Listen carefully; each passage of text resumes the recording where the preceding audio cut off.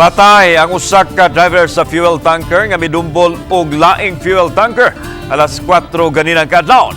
Nahitabo kining insidente human sa pagbunok sa kusog nga uwan. Si Femari Dumabok sa report.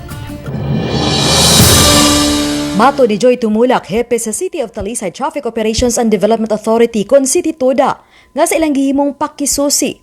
Magkauban og parihong gikan sa Mandawi City ang duha ka tanker og padung sa Southern Cebu. Wala hinoy sulod ang duha ka mga fuel tanker. Sa pag-abot sa eskina sa Oldug Street sa Barangay Poblasyon Talisay City, mihunong ang unang tanker kay stop signal. Apan ang nagsunod nga tanker ang giingong midumbol sa gisundang tanker. Human makadumbol, milahos kini sa pikasdan o mibangga sa usa ka panimay.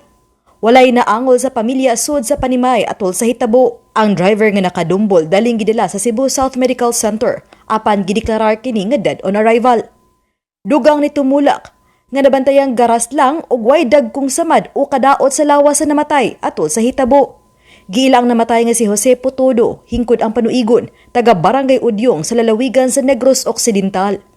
Usa sa gilagway ni Tumulak nga hinungdan sa aksidente ang kadakog sedan tungod sa uwan. Subling panawagan og awhag sa City Toda sa mga driver, pagpahinay sa pagpadagan, ilabi na og mag-uwan.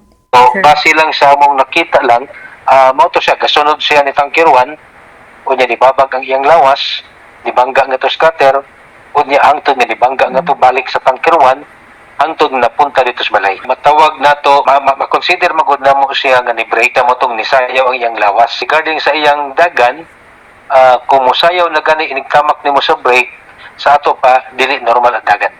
Uba ni Clans Gabutin, Femari Dumabok, Balitang Bisdak.